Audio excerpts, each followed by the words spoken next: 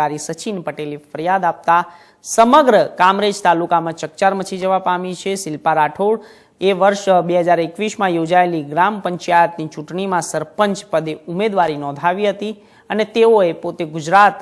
અનુસૂચિત આદિજાતિ જ્ઞાતિમાંથી આવે છે તેવું કહીને અનુસૂચિત આદિજાતિનું પ્રમાણપત્ર પણ મૂક્યું હતું। યોજાયેલી ગ્રામ પંચાયત ચૂંટણીમાં સરપંચ પદ પર તેઓની જીત થતાં તેઓએ ગ્રામ પંચાયતના સરપંચ બન્યા। જો કે ગામના નિલેશ રાઠોડના નામના વ્યક્તિએ આ બાબતે વાંધો ઉઠાવતા કહ્યું કે અનુસૂચિત આદિજાતિનું બોગસ પ્રમાણપત્ર મૂક્યું હોય તેવી ફરિયાદ કરતા તંત્ર દ્વારા પણ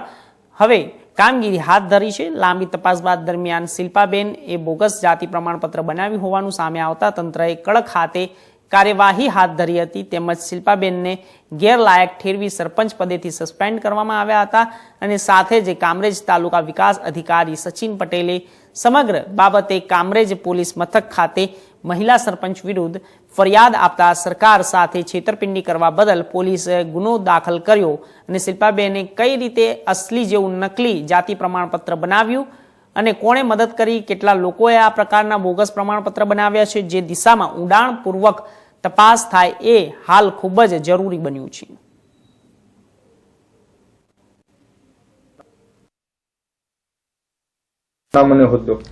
જી, મારું નામ સચિન પટેલ છે અને હું તાલુકા વિકાસ અધિકારી કામરેજ તરીકે ફરજ બજાવી રહ્યો છું।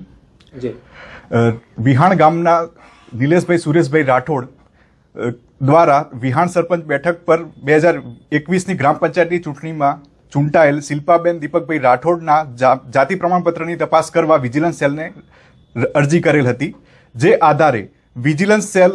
દ્વારા તપાસ કરી તૈયાર કરેલ અહેવાલના આધારે વિભાગીય વિશ્લેષણ સમિતિ સુરત દ્વારા શિલ્પાબેન દીપકભાઈ રાઠોડનું જાતિ પ્રમાણપત્ર ખોટું હોવાનું સામે આવતા રદ કરવાનો હુકમ કરી અમોને ગુજરાત અનુસૂચિત જાતિ, અનુસૂચિત આદિજાતિ અને અન્ય પછાત વર્ગ જાતિ પ્રમાણપત્ર કાઢી આપવાનું અને તેની ખરાઈ કરવાનું નિયમન કરવા બાબતના અધિનિયમ 2018ની કલમ 11 અને 12 મુજબ કાર્યવાહી કરવા અધિકૃત કરવામાં આવેલ હોય અધિનિયમની કલમ 11 મુજબ તેઓને તેઓના હોદ્દા પરથી ગેરલાયક ઠેરવીને